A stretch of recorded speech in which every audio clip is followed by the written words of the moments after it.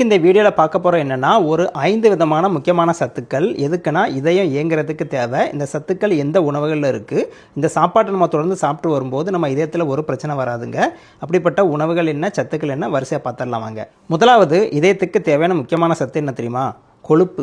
என்ன டாக்டர், கொழுப்பு இதயத்துக்கு கெட்டதில் சொல்லுவாங்க. ஆமாங்க, நான் சொல்கிறது கெட்ட கொழுப்பு இல்லை, நல்ல கொழுப்பு.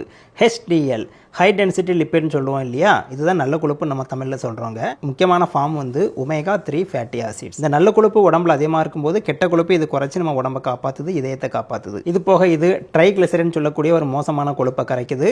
பிளட் வெசலில் தங்கக்கூடிய கிளாட் இருக்கு இல்லையா, ரத்தக்கட்டுகள், அதையும் குறைக்குது. முக்கியமாக பிபியை வந்து ரெகுலேட் பண்ணுது. அதனால் இந்த நல்ல கொழுப்பு உள்ள ஒமேகா 3 ஃபேட்டி ஆசிட் உள்ள சாப்பாடை சாப்பிடணும். என்னென்ன சாப்பாடுன்னு பார்த்தீங்கன்னா, மீன்கள், உங்களுக்கு பிடிச்ச மீன்கள். அதுலேயும் பார்த்தீங்கன்னா ஒரு 5 விதமான மீன்கள் இருக்குங்க.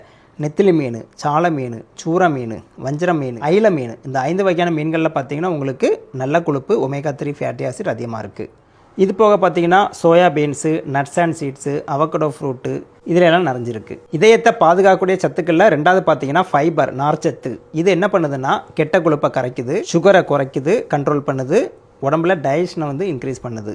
இந்த நல்ல வேலைகளை பார்க்கக்கூடிய இந்த நார்ச்சத்து சொல்லக்கூடிய ஃபைபர் என்ன உணவுகள் இருக்குன்னு பார்த்தோம்னா, காய்கறிகள் பார்த்தீங்கன்னா கேரட், பீட்ரூட், காலிஃப்ளவர், பீன்ஸு.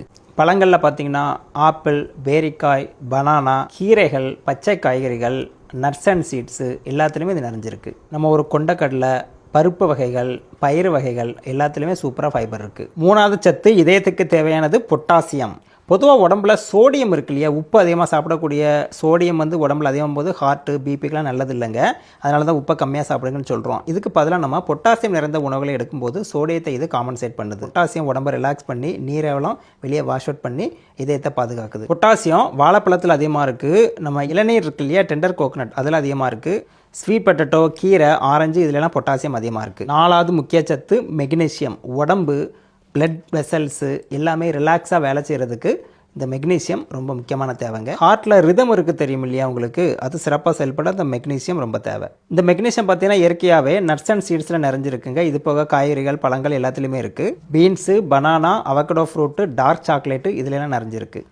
அஞ்சாவது இதயத்துக்கு தேவையான விஷயத்தில் முக்கியமானது ஆன்டி ஆக்சிடென்ட். இது என்ன பண்ணுதுன்னு பார்த்தீங்கன்னா, உடம்புல உள்ள தேவையில்லாத டாக்ஸின், அழுக்கு, அடைப்பு எல்லாத்தையும் வெளியே தள்ளிடுது. உடம்புல அங்கங்கே வரக்கூடிய வீக்கத்தையும் குறைச்சிருது.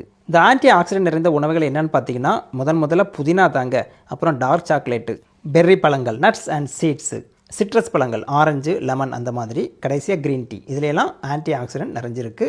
நல்லா சாப்பிடலாம். உங்கள் ஃப்ரெண்ட்ஸு, ஃபேமிலி மெம்பர் எல்லாருக்கும் ஷேர் பண்ணுங்கள், பயன்படட்டும். வழக்கம் போல் லைக் பண்ணி அடுத்த வீடியோவில் சந்திக்கலாமா? நன்றி, வணக்கம்.